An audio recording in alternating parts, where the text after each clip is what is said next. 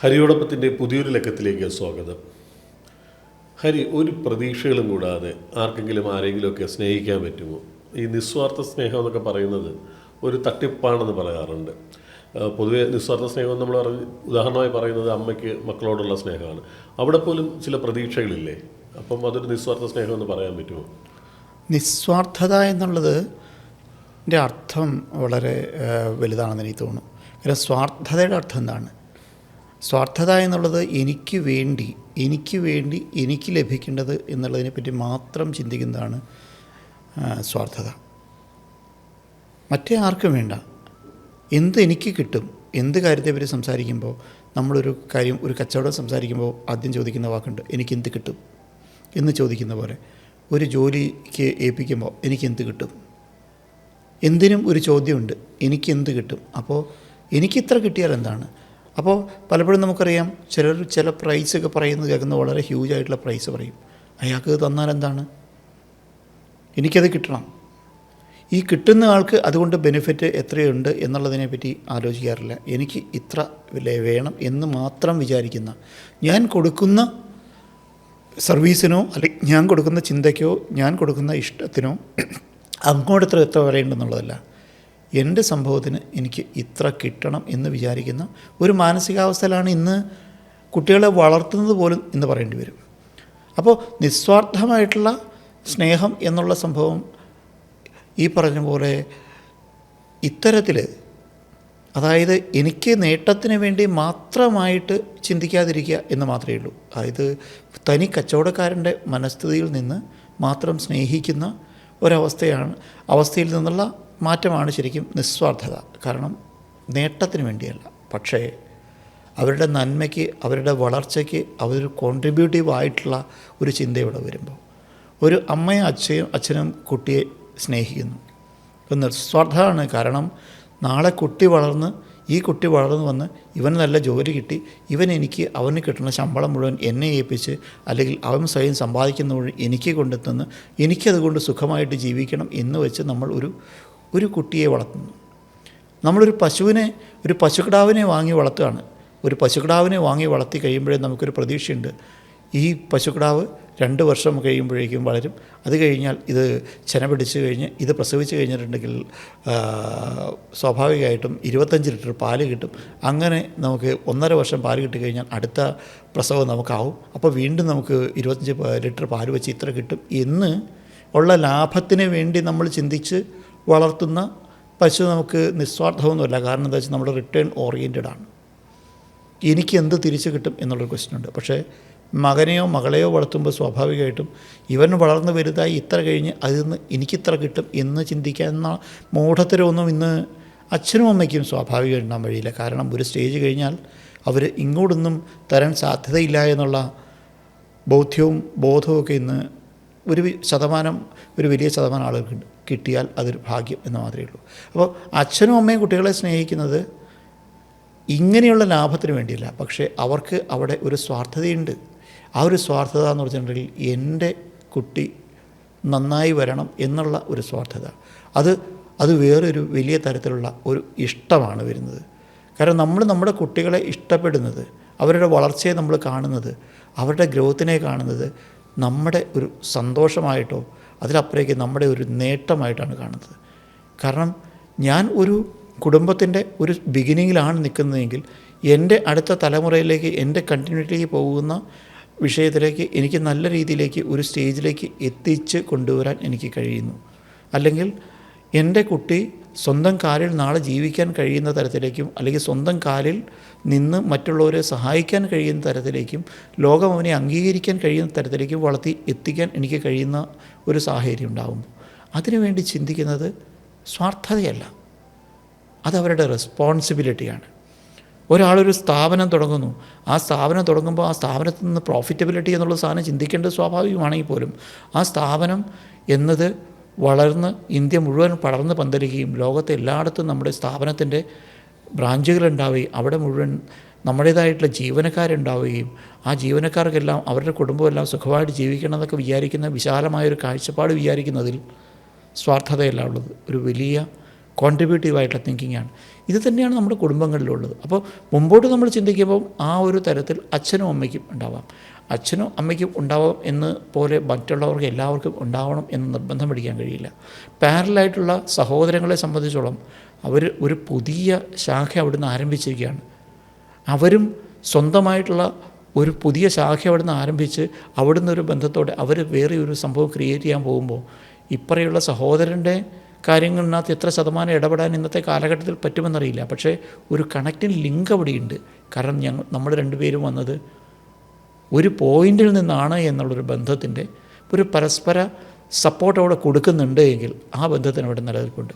നേരെ തിരിച്ച് 2 പോയിന്റിൽ നിൽക്കുമ്പോൾ എനിക്ക് തരാണ്ട് ഇങ്ങോട്ട് തരൂ, നിനക്ക് തരാണ്ട് ഞാൻ അങ്ങോട്ട് തരാം എന്നുള്ള 2 പോയിന്റിലേക്കുള്ള സ്വാർത്ഥതയിൽ നിന്ന് അവിടെ നിന്ന് ആരംഭിച്ചാൽ എൻ്റെ താഴേക്കുള്ള കാര്യങ്ങൾ മാത്രമേ ഞാൻ നോക്കുള്ളൂ, എൻ്റെ സൈഡിൽ വരുന്ന നിന്നെ ഞാൻ നോക്കില്ല എന്നുള്ള സഹോദരങ്ങളോട് പറയുകയാണെങ്കിൽ സ്വാഭാവികമായിട്ടും അവിടെ ബന്ധത്തിന് അർത്ഥമില്ലാതെയാവും. അവിടെയാണ് ശരിക്കും പാരൻസിൻ്റെ ഏറ്റവും പ്രധാനപ്പെട്ട ഇൻവോൾവ്മെൻറ്റ് വേണ്ടത്. കാരണം ഈ ബന്ധങ്ങൾ കണക്ട് ചെയ്ത് നിൽക്കുമ്പോൾ നിങ്ങൾ ഒരുമിച്ച് നിന്ന് വളർന്നാൽ, ഒരുമിച്ച് നിന്ന് നിങ്ങൾ പാരലായിട്ട് വളരുമ്പോൾ മാത്രമേ പരസ്പരം സംസാരിച്ച് പരസ്പരം അങ്ങോട്ടും ഇങ്ങോട്ടുള്ള കുറവുകൾ പരസ്പരം ന്യൂട്രലൈസ് ചെയ്ത് നിങ്ങൾ മുമ്പോട്ട് പോയാൽ നിങ്ങൾക്ക് 2 പേർക്കും ഉണ്ടാകുന്ന വളർച്ച എത്രയാണ് എന്ന് പാരൻസിന്, അച്ഛനും അമ്മയ്ക്കും ഇവരെ കൺവിൻസ് ചെയ്യിക്കേണ്ട കാലഘട്ടത്തിൽ പറഞ്ഞ് മനസ്സിലാക്കാൻ കഴിഞ്ഞാൽ അവിടെ നിന്ന് മുമ്പോട്ട് പോകുള്ളൂ. അത് വേണമെങ്കിലോ അവനവൻ നമ്മുടെ കാരണവന്മാരുടെ മുമ്പിൽ എങ്ങനെയാണ് ബിഹേവ് ചെയ്തത്, നമ്മുടെ സഹോദരങ്ങളോട് എങ്ങനെയാണ് ബിഹേവ് ചെയ്തത് എന്നുള്ളൊരു ചോദ്യം അവിടെ ഉണ്ടാവും. ഞാൻ എൻ്റെ സഹോദരങ്ങളുമായിട്ട് മുഴുവൻ അഭിപ്രായ വ്യത്യാസത്തിൽ അവരെ മുഴുവൻ ഞാൻ ഭത്സിച്ച് എൻ്റെ കുട്ടി ഉണ്ടായപ്പോൾ തന്നെ ഞാൻ കുട്ടിയോട് പറയുകയാണ്, നീ വല്യച്ഛനെ വിശ്വസിക്കരുത്, നീ കൊച്ചച്ഛനെ വിശ്വസിക്കരുത്, നീ ചിറ്റയെ വിശ്വസിക്കരുത് എന്നൊക്കെ പറഞ്ഞ് ഞാൻ എൻ്റെ കുട്ടികളെ പഠിപ്പിച്ച് മുമ്പോട്ട് പോയാൽ ഇവരുടെ ഒരു കാലഘട്ടം കഴിഞ്ഞു കഴിഞ്ഞാൽ അവരും എന്താണ് ചെയ്യാനുണ്ടാവുക? നമുക്ക് 3 കുട്ടികളുണ്ടെങ്കിൽ 3 കുട്ടികളും പരസ്പരം അങ്ങോട്ടും ഇങ്ങോട്ടും ഇതേ പ്രശ്നങ്ങളിലേക്ക് തന്നെ പോകും. കാരണം അവർ കണ്ടു വളർന്നത് നമ്മുടെ തലമുറയിൽ നിന്നാണ്. നമ്മളെങ്ങനെ പെരുമാറി എന്നനുസരിച്ചിട്ട് മാത്രമേ അവരും പെരുമാറിയുള്ളൂ. അവർക്കും സ്വാഭാവികമായിട്ടും അവർക്കും താല്പര്യം ഉണ്ടാവും അവരുടെ കുട്ടികൾ എല്ലാവരും ഒരുമിച്ച് പോകണമെന്ന്. പക്ഷേ അവരും പെരുമാറുന്നത് ഇൻഡിഫറൻ്റ് ആയിട്ടാണ്. ഇപ്പോൾ സ്വാഭാവികമായിട്ടും നമ്മൾ എവിടുന്നെങ്കിലും ഒരു ആരംഭം കുറിക്കണം. നമുക്ക് നമ്മുടെ ചുറ്റുമുള്ള ബന്ധങ്ങളെ നമുക്ക് എങ്ങനെ വാല്യൂ ചെയ്യാൻ കഴിയണം എന്ന് നമ്മൾ മനസ്സിലാക്കുക. പ്രത്യേകിച്ച് നമ്മുടെ സഹോദരങ്ങളെ അല്ലെങ്കിൽ നമുക്ക് രക്തബന്ധങ്ങളെ നമ്മൾ എത്ര കണ്ട് വാല്യൂ ചെയ്യുന്നു, ആ വാല്യൂ ചെയ്യുന്ന പ്രൊപ്പോർഷനേറ്റ് ആയിട്ട് തന്നെ അത് നമ്മൾ മനസ്സിലാക്കി അവരോട് പെരുമാറുന്നതനുസരിച്ചിട്ട് അത് കണ്ട് നമ്മുടെ കുട്ടികൾ വളരണം. ആ കുട്ടികൾ വളരുമ്പോൾ അവരോട് നമുക്ക് പറഞ്ഞു കൊടുക്കാൻ കഴിയണം. അവരെ ഒരു സ്റ്റേജിലേക്ക് എത്തിക്കുമ്പോൾ നിങ്ങൾ ഈ ബാറ്റൺ മുമ്പോട്ട് കൊണ്ടുപോകുന്നവരാണ്, നിങ്ങൾ ഈ കൾച്ചർ മുമ്പോട്ട് കൊണ്ടുപോകുന്നവരാണ്. ബന്ധങ്ങളാണ് നമ്മുടെ നിലനിൽപ്പ്. ആ ബന്ധങ്ങളിൽ നിന്ന് വേണം നിങ്ങൾ വലിയ ലക്ഷ്യങ്ങൾ കാണാൻ വേണ്ടി. നമുക്ക് കൂടുതൽ ആൾക്കാരെ സഹായിക്കാൻ കഴിയുമ്പോഴാണ്, അല്ലെങ്കിൽ ബന്ധങ്ങൾ നിലനിർത്താൻ കഴിയുമ്പോഴാണ് നമുക്ക് വിലയുണ്ടാവുന്നത് എന്ന് നമുക്ക് പഠിപ്പിക്കാൻ കഴിഞ്ഞാൽ അത് കാലഘട്ടങ്ങളോടും തന്നെ മുമ്പോട്ട് പോയേക്കാം. ഈ പ്രതീക്ഷകൾ വച്ചുകൊണ്ട് ഒരാൾ മറ്റൊരാളെ സ്നേഹിക്കുമ്പോൾ ആ ബന്ധത്തിന് വാല്യൂ ഇല്ല, കുറയുന്നു എന്ന് പറയുന്നതിനോട് നമുക്ക് യോജിക്കാൻ പറ്റുമോ? തീർച്ചയായിട്ടും. കാരണം പ്രതീക്ഷകൾ ഒരു ഡിമാൻഡിങ് പോയിൻ്റാണ്. നമ്മൾ ഒരു സർവീസിന് വേണ്ടി നമ്മൾ ഒരു സ്ഥാപനത്തിൽ നമ്മൾ പോകുന്നു.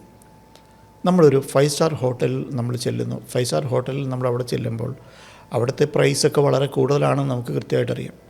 നമ്മളവിടെ ചെല്ലുമ്പോൾ നമ്മൾ പ്രതീക്ഷിക്കുന്നുണ്ട്, നമ്മൾ റിസപ്ഷന് മുമ്പിൽ ചെല്ലുമ്പോൾ അല്ലെങ്കിൽ അവിടുത്തെ ഗേറ്റിൽ ചെല്ലുമ്പോൾ തന്നെ നമുക്ക് ഡോറ് തുറന്നു തരാൻ അവിടെ ആളുണ്ടാവും. നമ്മളെ സല്യൂട്ട് ചെയ്ത് നമ്മളെ അകത്തേക്ക് റിസീവ് ചെയ്യുന്നു. അകത്തേക്ക് കയറുമ്പോൾ തന്നെ നമ്മളെ പിടിച്ച് റിസപ്ഷനിൽ കൊണ്ടുപോയി നമ്മുടെ ചെക്ക് ഇൻ ചെയ്യാനും ബാക്കിയുള്ള പ്രോസസ്സിന് ഹെൽപ്പ് ചെയ്യാൻ ആളുണ്ടാവുന്നു. റിസപ്ഷനിൽ നിൽക്കുന്ന ഫ്രണ്ട് ഡെസ്കിലിരിക്കുന്ന ജീവനക്കാർ നമ്മളോട് വളരെ ബഹുമാനത്തോടെയും മാന്യമായിട്ട് ബിഹേവ് ചെയ്യുന്നു. റൂമിൽ ചെല്ലുമ്പോൾ ഇന്ന ഫെസിലിറ്റീസ് ഉണ്ടാവുന്നു. ഇതെല്ലാം നമ്മളെ സംബന്ധിച്ചുള്ള ഒരു പ്രതീക്ഷയാണ്. കാരണം ഒരു കണ്ടീഷനിൽ ഇന്ന സാധനങ്ങൾ കിട്ടും എന്ന് വിചാരിച്ചുകൊണ്ടാണ് നമ്മൾ അങ്ങോട്ട് ആ റിലേഷൻ നമ്മൾ പോയത് തന്നെ. പക്ഷേ നമ്മളവിടെ ചെല്ലുമ്പോഴാണ് മനസ്സിലാവുന്നത് വലിയ സംഭവമാണെന്ന് വിചാരിച്ചിട്ട് ആ ഒരു ഇതിലേക്ക് പോകുമ്പോൾ അവിടെ ഇതൊന്നുമില്ല. അപ്പോൾ അവിടെ സത്യത്തിൽ ബന്ധമായിരുന്നു ഉണ്ടായിരുന്നത്. ശരിക്കും ബന്ധത്തിനല്ല, അവിടെ പ്രതീക്ഷയ്ക്ക് മാത്രമേ അവിടെ പ്രസക്തിയുള്ളൂ. അവിടെ റിലേഷൻസിന് അപ്പുറേക്ക് നമ്മൾ ഉദ്ദേശിച്ചിരുന്നത്, നമ്മൾ ആഗ്രഹിച്ചിരുന്ന ഒരു സംഭവമാണ്. ചില വ്യക്തികളുമായിട്ട് നമ്മൾ ബന്ധപ്പെടുമ്പോൾ നമ്മൾ ശ്രമിക്കുമ്പോൾ ഇവരുടെ ഹൈപ്പും ബാക്കി എല്ലാ കാര്യങ്ങളുമൊക്കെ കണ്ട് ഇവരുടെ ഹൈപ്പിൻ്റെ സംസാരവും ചിലരോട് സംസാരിക്കുമ്പോൾ അവർ വളരെയധികം ഭയങ്കര എക്സ്പ്രസീവായിട്ട് അതിഭീകരമായിട്ടുള്ള കഥകളൊക്കെ പറഞ്ഞ് ഇവർ വന്ന് കാണുന്നത് നല്ല കാറിലും ബാക്കിയൊക്കെയാണ്. ഇങ്ങനെയൊക്കെ കണ്ട് നമ്മൾ അവരുമായിട്ട് വലിയ കമ്പനിയും ബാക്കിയുള്ള ബന്ധങ്ങളൊക്കെയായി. ഇവരുടെ കൂടെ നമ്മൾ വല്ലാതെ അടുത്തു. ഇവരുടെ കൂടെ കുറച്ച് ദിവസം പോയി കഴിഞ്ഞപ്പോഴാണ് 2 ദിവസം കഴിയുമ്പോൾ നമ്മളോട് ചോദിക്കുന്നു, ഒരു 5 ലക്ഷം രൂപയുണ്ടോ തരുമോ, അല്ലെങ്കിൽ ഒരു 50,000 രൂപ ഉണ്ടെങ്കിൽ തരുമോ, ഞാൻ അടുത്ത ദിവസം തരാം, അത് മറ്റേ ഇങ്ങനെയാക്കി തരാം അങ്ങനെയാക്കി തരാം എന്ന് പറയുന്നു. 3-4 ദിവസം കഴിഞ്ഞ് കഴിയുമ്പോഴാണ്, കുറച്ച് ദിവസം കഴിയുമ്പോഴാണ് ഈ പൈസ തിരിച്ചു കിട്ടുന്നില്ല. പിന്നെ അന്വേഷിച്ചപ്പോഴാണ് ശരിക്കും പുറമേ കാണുന്ന പടാകൃതികൾ മാത്രമേ ഉള്ളൂ. ഇദ്ദേഹം ഈ പറഞ്ഞ ഷോയുടെ പുറത്താണ്. ഉള്ളിൻ്റെ ഉള്ളിൽ ഒന്നുമില്ല, അല്ലെങ്കിൽ മഹാ അബദ്ധത്തിലാണ് പോകുന്നത് തോന്നുന്ന സത്യത്തിൽ ആരുടെ മിസ്റ്റേക്കാണ്? ഇവരെന്ത് പ്രതീക്ഷയുടെ പുറത്താണ്? ഈ ഒരു പളവളപ്പിനെ കണ്ടിട്ടാണ് ഈ പറഞ്ഞ ഈ ബന്ധം പിടിക്കാൻ പ്രതീക്ഷയ്ക്ക് അങ്ങോട്ട് പോയത്. എന്ത് ആവശ്യത്തിനാണ് എന്നതിലില്ല. ഈ വ്യക്തി ഒരു വലിയ ആളാണ്, ഈ വ്യക്തിയുടെ കൂടെ കൂടിയാൽ പറ്റും എന്ന് വിചാരിച്ച് ആ വ്യക്തിയുമായിട്ട് പോയി ഫ്രണ്ട്ഷിപ്പ് പിടിക്കാൻ പോയതാണ്. ആ വ്യക്തിയുടെ നല്ല കാറും ആ കാറിൻ്റെ EMI അടച്ചിട്ട് മാസങ്ങളായി എന്നുള്ളത് ഇവനറിയാൻ കഴിയില്ല. അവന് നല്ല വീടുണ്ട്, വീടിന് നല്ല കടമുണ്ട് എന്നുള്ളത് ഇവനറിയാൻ കഴിയില്ല. പക്ഷേ ഇതെല്ലാം കണ്ട് അവൻ്റെ പെർഫോമൻസ്, നല്ല വേഷവും നല്ല ഡ്രസ്സും ബ്രാൻഡഡ് ഷൂ ഒക്കെ കണ്ടു കഴിഞ്ഞപ്പോൾ അവനെ പോലെ ആവാൻ വേണ്ടി അവരുമായിട്ട് ഭയങ്കര ബന്ധത്തിലേക്ക് പോകുന്നു. ഇതിന് ശരിക്കും ആരാണ് ഉത്തരവാദി? ഈ ഷോ കാണിച്ച് ആളുകളെ അട്രാക്റ്റ് ചെയ്ത ആളോ, ഇത് കണ്ട് മനസ്സിലാക്കാതെ അങ്ങോട്ട് പോയ ആളോ?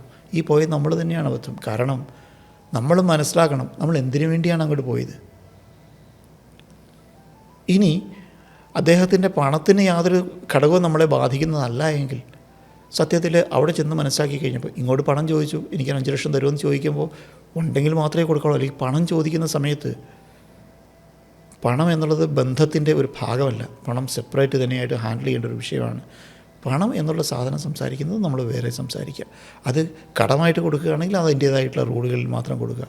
അല്ലാതെ ബന്ധങ്ങൾ, ബുദ്ധിമുട്ടുള്ള കാര്യങ്ങൾ പരസ്പരം സംസാരിക്കുകയും അല്ലെങ്കിൽ ബാക്കിയുള്ള കാര്യങ്ങൾ ചെയ്തു കൊടുക്കാൻ പോവുകയാണെങ്കിൽ അവിടെ ശരിക്കും പറഞ്ഞാൽ അയാളുടെ ബുദ്ധിമുട്ടുകൾ ഉണ്ടായി എന്നുള്ളത് കൊണ്ട് ഇവിടെ റിലേഷൻ പോകുന്നൊന്നുമില്ല.